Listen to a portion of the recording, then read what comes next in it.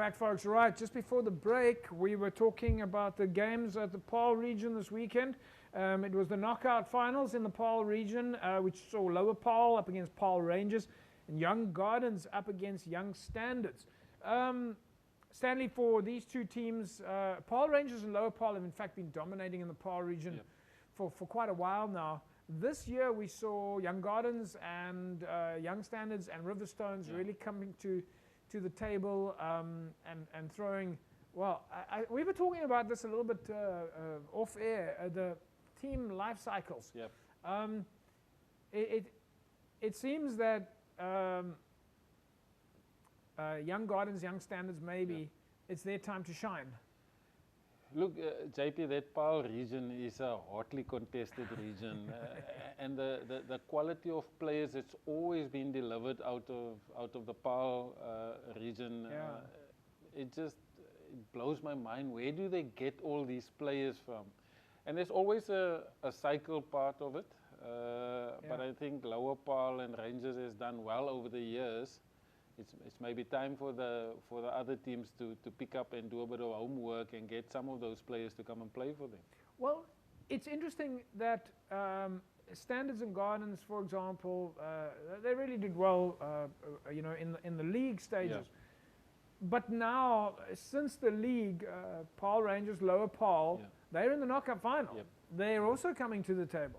So maybe this is also a question of strategy, like getting the timing right. And timing is a big thing. You know, they say it's not how good or how well you start; it's how you finish. And most probably talk about the strategies of both clubs. To say, okay, look, in the beginning we might not go well, but our time to peak is when it's finals time. That's when you want to peak. And I think Lower Paarl and Rangers, and you know, it's got a lot to do with what is happening in that region. Maybe a lot of the players in the beginning of the year had worked outside of the region, maybe on the farms or whatever. And the latter part of the season, you get your full squad back, and they're all ready to go. And that's the time that you want to feature, actually. All right, let's take a look now, folks, at the second half between Lower Paarl and Paarl Rangers. Again, thanks to Jonathan Brendan and CF Adams Granite, Casper Adams, for supporting the footage. Let's take a look now, second half of the knockout final.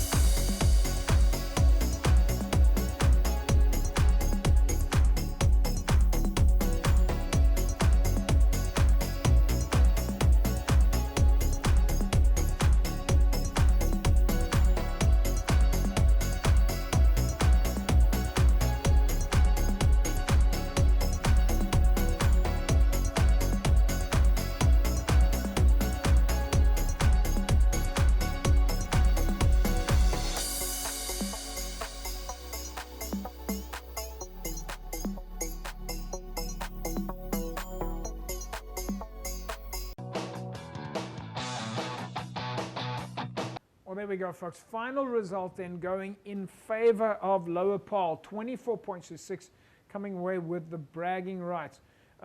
Stanley, your final thoughts on that game? Lower Paarl obviously will be happy with that. Walking away with bragging rights, more important than anything else. It's what it's about at the end of the day. But you could see Lower Paarl came in with an attacking strategy. And Rangers just struggled to keep up, closing down all the gaps. The movement of the ball, and with that putting pressure on Rangers defensively. So Lower Paarl rightly deserved to win just by purely attacking Rangers and just creating that space for the outside backs. Yeah. Right, folks, we're going to take a break. When we come back from the break, we're going to take a look at the second half, at least the first half and second half of the second team. This is, of course, Young Gardens up against Young Standards.